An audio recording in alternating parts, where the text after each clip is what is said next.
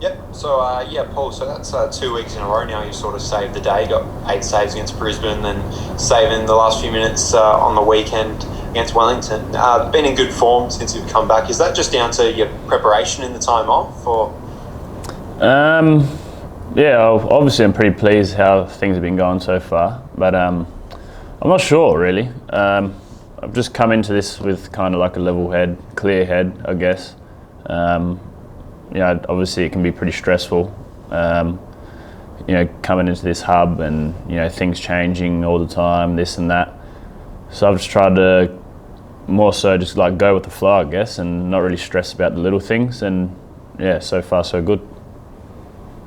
Last time you played Wellington here in Adelaide, De Vea had another penalty. It went the same way that he did on the weekend. On that time you went the right way, didn't save it. This time you did save it. Was going the right way again? Was that down to the research you'd done, knowing that he was going to go that way? Or? Yeah, me and Huge did some before the game, and I think he actually scored a penalty, I'm pretty sure against Perth, and he went that way, and I was actually going to go the other way, but it was a bit of a gut instinct, and he told me as well after the game, he was like, he changed his mind last minute as well, so luckily it paid off, and yeah. Now you've got a pretty hard run in now with Perth coming up, Sydney, Melbourne City. Western United have a few games in hand on you. Are you looking at the game on Thursday as a must-win if you want to make the top six?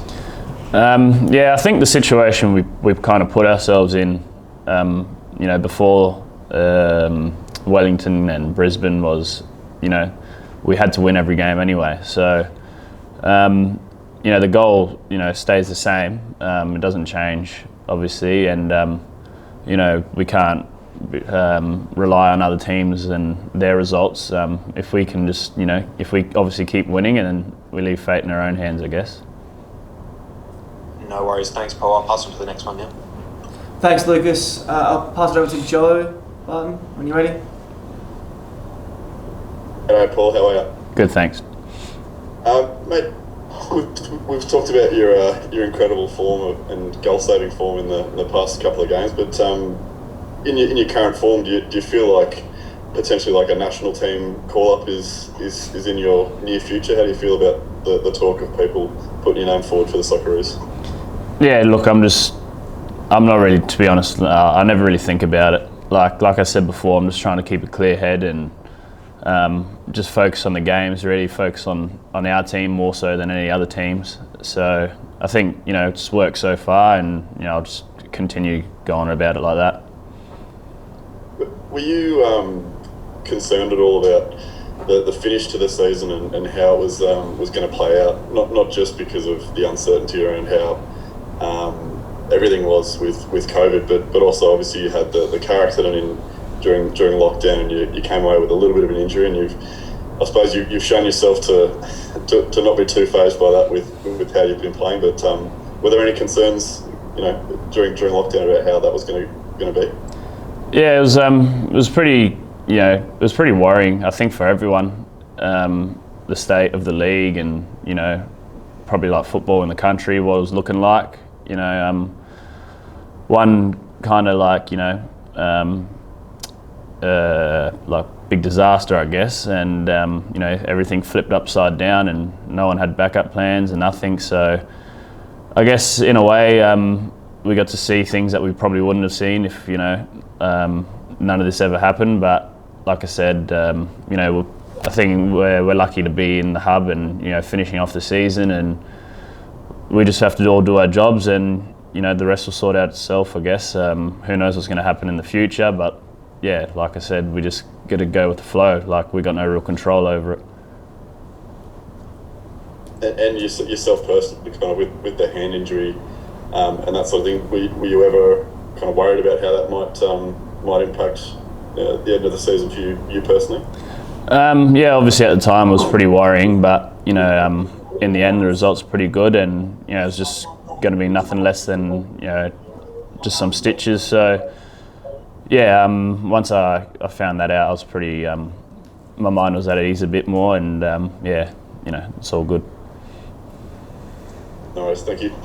All done, Joe? pass it over to who have we got? Josh Money at Channel 10. Hey Paul, how you going? Good, thanks. That's the way. I just wanted to ask about how, I guess, changes tactically that Carl has made from a defensive point of view. How's that sort of affected the way you see things? From the outside looking in, it looks like a more sturdy back four and the players ahead of them at the moment. Yeah, tactically there probably has been a massive change, probably obviously for the better, what we've seen in the past week or two.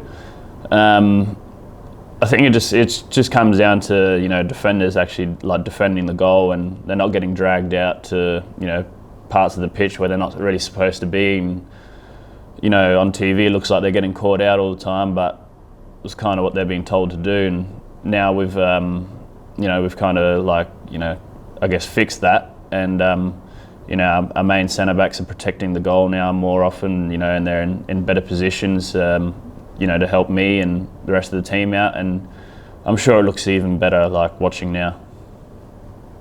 They say keeper's only as good as his back four. How much extra confidence have you had, and how much more, I guess, I mean, you're obviously pulling off some great saves, but how much more predictable are things when you've got a bit more structure there?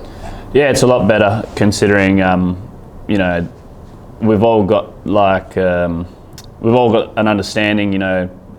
Kind of before it was a bit more, you know, a bit more chaotic, and it was hard to organise, and, you know, it was a bit uncomfortable. And yeah, now obviously it's a lot more comfortable, and we don't have to, you know, it's better kind of defending with less stress, you know, because you know where everyone knows their roles, so it makes a massive difference.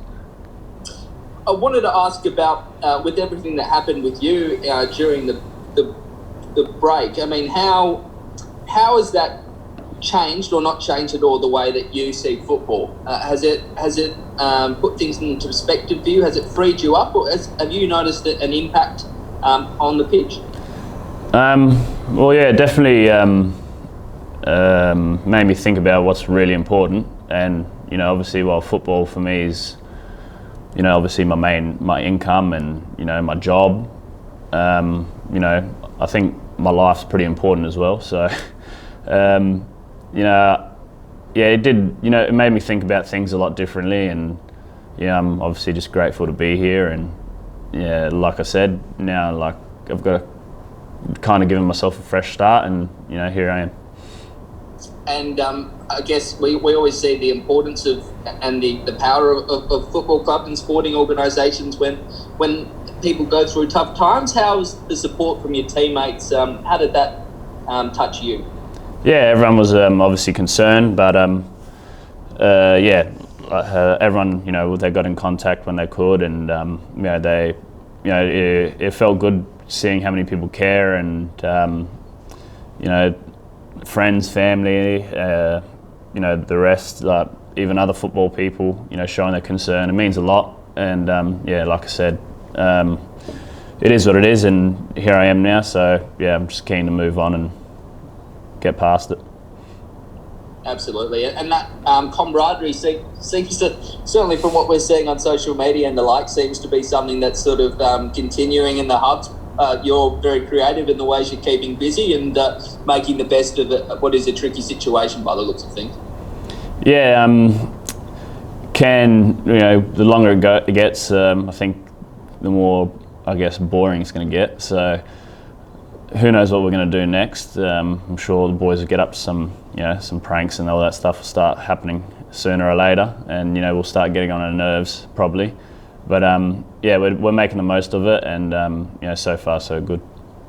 I know you keep a keen eye on the AFL as well. Have you, or do the players talk at all about, I mean, should that code, and have certainly made an effort to try and get out of Sydney, given it shares a border with Victoria and everything that's going on there? Is there any concern with all the remaining games at this stage to be played in Sydney that maybe that might impact things?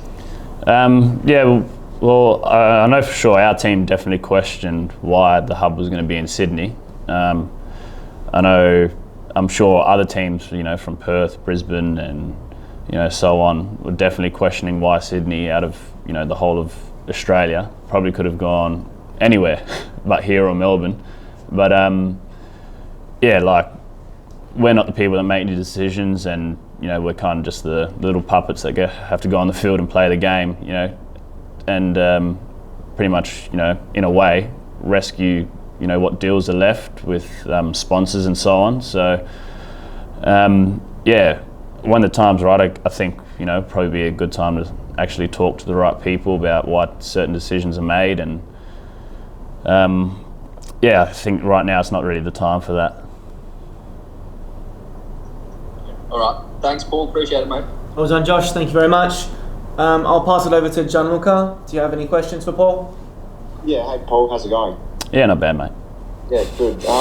Obviously, you're up to, I think, 11 saves now. So how pleasing is that for you that, your saves are going to a great cause in the Childhood Cancer Association? Yeah, it's really good. I didn't think I was going to be this busy, but, it's, working out, it's a benefit, I guess, for the childhood cancer. So I'm really keen, and obviously the main task was to get other people involved and hope they can chip in, and whether that's $5 or more, at least more and more people are chipping in and helping and raising as much money as we can. I know the club itself, they've been so supportive over us during this difficult time, the past 3-4 months, and they're willing to get behind me and match me as well. So that's really positive from them. I'm really happy